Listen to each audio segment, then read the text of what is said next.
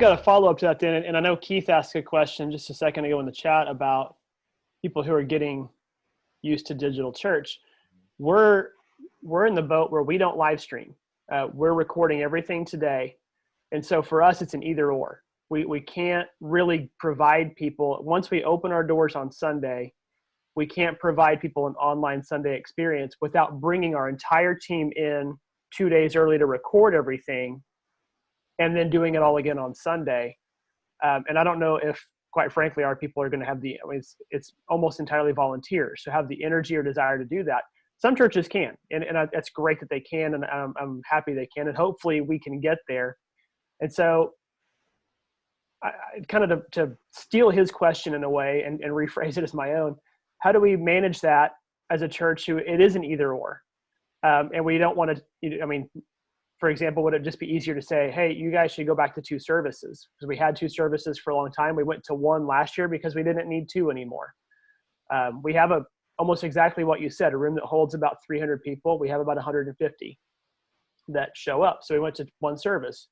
Do you go back to 2 to try and, make those crowds a little bit smaller early on? Or, what would some suggestions there be to kind of, it's such a delicate line of, we want people to feel that they're wanted back, welcome back, that they want to come back, that there's that community, that belonging there, but we also want to be smart and safe about it too. So that's kind of a question for anybody, really.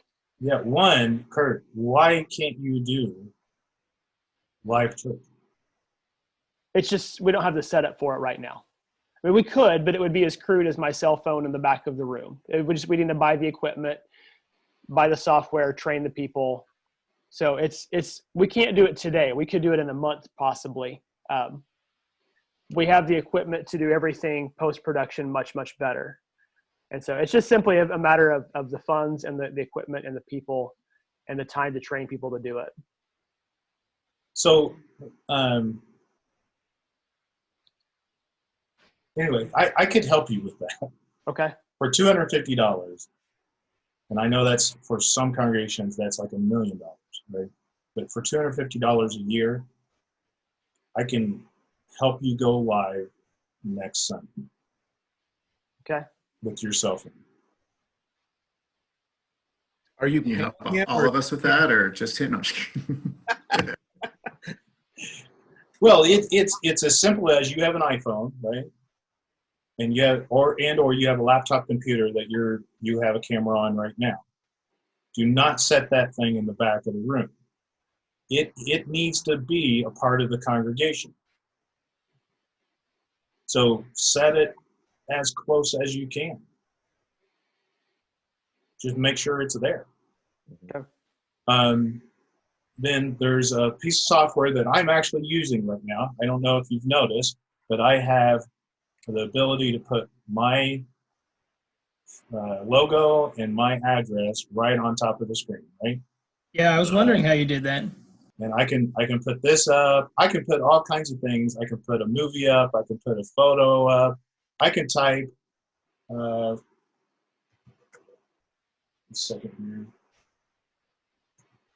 This could be the best part of the entire session today, is what he's going to share with you right now. Hey. I'm all over this one. Come on, Joe. Don't leave us hanging. I can type anything I want and go live with it.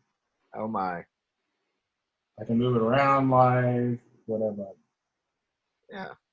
For $250 a year. It's called Ecamm Live, is what you download for your computer. Ecamm Live. ECAMM Live. And basically, it's a live camera switcher.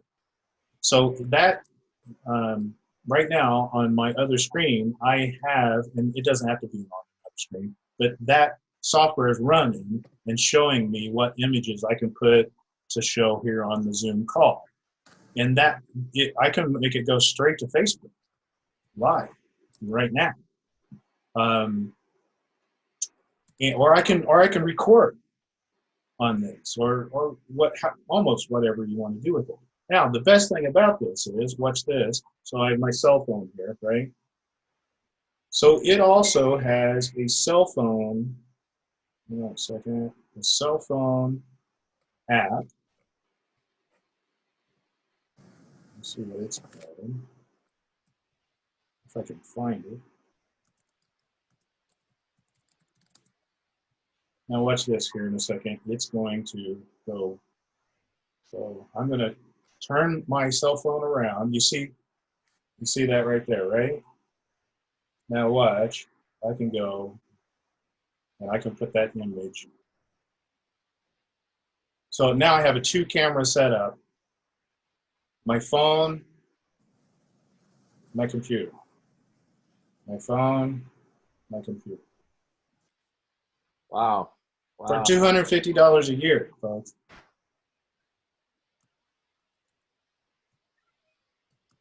So, Kurt, when you, and I don't mean to pick on you, Kurt. Right. When people say you can't do this, I'm like, no. If you're online right now, you can do this, right? Well, and probably to be more fair, I should say, it's not that I can't do it. I can't do it as well as I can do post-production on everything. It doesn't have to be as well. It's live. Well, you mentioned broadcast. That was my first degree, was broadcasting. I went to the University of Oklahoma and majored in journalism and broadcasting. And so that is my area. I probably nitpick more than anything else is that. And so I probably need to get over that a little bit, to be honest. But, you could do both. You could do the live and the recording.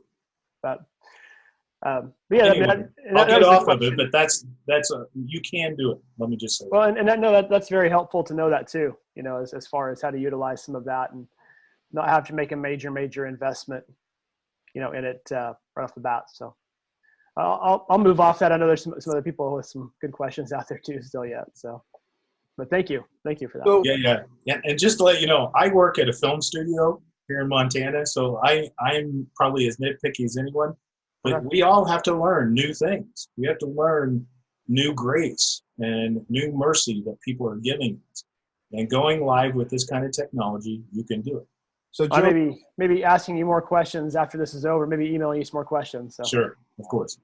So let me ask you a question. With Zoom, one of the problems I've had with it is that when I show a video using the Zoom platform, it's very jerky, the upload of it and the download. In fact, we had to abandon showing a video because upload.